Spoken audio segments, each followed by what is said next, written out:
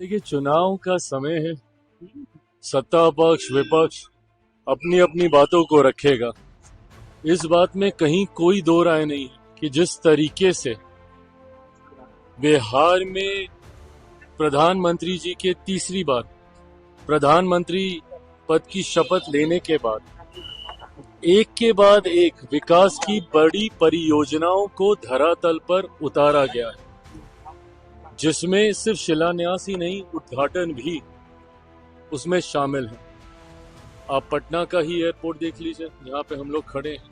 कल पूर्णिया का airport, AIIMS हो, अलग अलग क्षेत्र से जुड़े हुए छोटी बड़ी तमाम परियोजनाओं को इस सोच के साथ कि किस तरीके से बिहार को एक विकसित राज्य बनाया जा सके।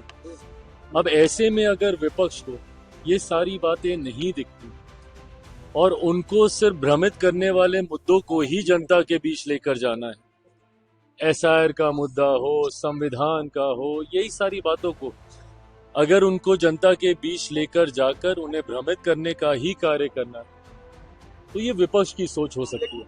और इसी नकारात्मक सोच ने बिहार का नुकसान किया। बहरहाल एनडीए के तमाम दल एक सकारात्मक सोच के साथ बिहार को विकसित राज्य बनाने के लक्ष्य के साथ हम लोग आगे बढ़ रहे हैं। अब जिसको जो कहना है वो कहे।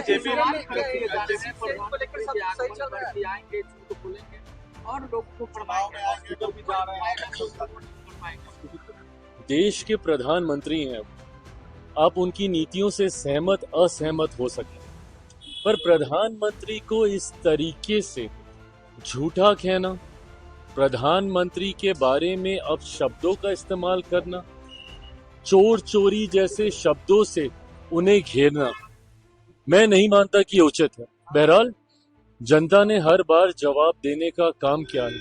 जब जब प्रधानमंत्री जी के ऊपर इस तरीके के अपशब्दों का इस्तेमाल किया गया, तब तब जनता ने विपक्ष को जवाब देने का काम किया। और आज तो पुनः हम लोग चुनाव की दहलीज पर मौजूद हैं। ऐसे में एक बार फिर बिहार की जनता ये जवाब देगी कि झूठा, चोर ये कहना सही था या बिहार में एयरपोर्ट, एम्स ये लाना सही था। कह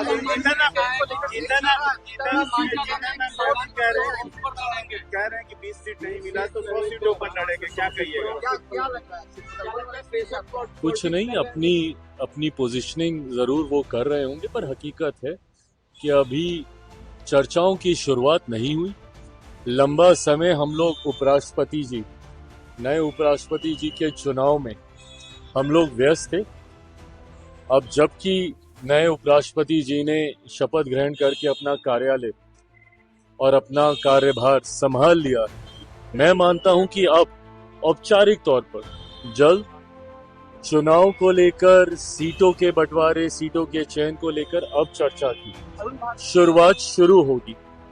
ऐसे में मुझे लगता है कि इन एंटिसिपेशन ये कहना कि ये मिलेगा तो ये करेंगे, ये मिलेगा वो करेंगे, ये वो अपनी पोजीशनिंग के हिसाब से कर रहे हैं। अधिकार यात्रा के बाद तेजस्वी यादव अधिकार यात्रा पर जा रहे हैं, जहानाबाद से उनकी यात्रा की शुरुआत होगी, आप कैसे देखते हैं? शुभकामनाएं। बस इतना ध्यान रखें कि फिर किसी की माँ बहन को उनकी यात्रा में गाली ना दी।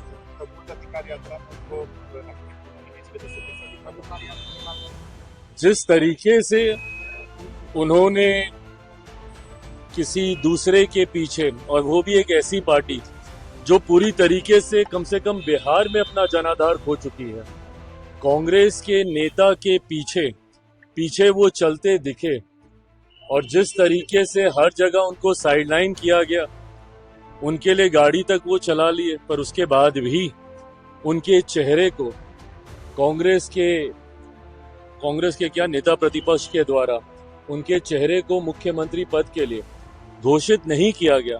संभवतः ये कारण हो सकता है कि अब वो पुनः एक बार फिर अपना वर्चस्व दिखाने के लिए या अपनी पोजीशनिंग के लिए एक और यात्रा पे निकल रहे हैं। भाई ये सारी बातें पहले पार्टी के भीतर एक बार चर्चा हो जाए, क्यों नहीं लड़ सकते भैया? अगर राष्ट्रीय अध्यक्ष के बारे में चर्चा हो सकती है तो पार्टी के साथ पाकिस्तान के बीच एशिया कप का मैच चल रहा है आज, और सवाल खड़े किए जा रहे हैं कि पहलगाम की घटना और उसके बाद भारत मैच खेल रहा है पाकिस्तान, कैसे देखते हैं आप? देखिए, ये फैसला अगर आप व्यक्तिगत तौर पे पूछेंगे तो यकीनन उन भावनाओं को ठेस पहुंचती है जिन्होंने अपनों को, और मैं सिर्फ ये मौजूदा आतंकी हमले का मैं जिक्र नहीं कर रहा, निरंतरता में जिस तरीके से पाकिस्तान ने आतंकियों को, आतंकवाद को बढ़ावा देने का कार्य किया, ऐसे में यकीनन जिन लोगों ने उस पीड़ा को झेला है, सहा है, यकीनन उनकी भावनाओं को ठेस पहुंचती है। परंतु गतवा खेल भावना की सोच के साथ ये फैसला लिया गया होगा, मैं ये मानता हूं। इस फैसले में मैं, मेरी पार्टी, हम लोग शामिल नहीं थे, तो मैं अधिकृत तौर पे नहीं कह सकता, पर ये कहा जाता है कि खेल भावना, स्पोर्ट्समैन स्पिरिट जिसे कहते हैं, वो इन तमाम चीजों से उठकर होती है। उस भावना को भी ध्यान में रखना चाहिए। और कुछ ऐसी चीजें हैं जिनको सरहदों में नहीं बांधा जा सकता, संगीत हो, कला का क्षेत्र हो, इन सारी बातों को। पर हाँ, अगर ऐसे में किसी भी भारतीय की भावना आहत होती है, उसको ठेस पहुंचती है, तो यकीनन इस खेल से जुड़े हुए नीति निर्माताओं को उस भावना का भी ध्यान जरूर रखना चाहिए। आप लोग सीटों को लेकर बातचीत कर रहे हैं, प्रभु, सीटों पर लड़िएगा आप लोग ये तैयारी। कोई ऐसा नया जवाब नहीं है जो मैं आपको इस सवाल का दूंगा। जब बातें होंगी, जो फैसला होगा वो आपके सामने सबसे पहले आएगा।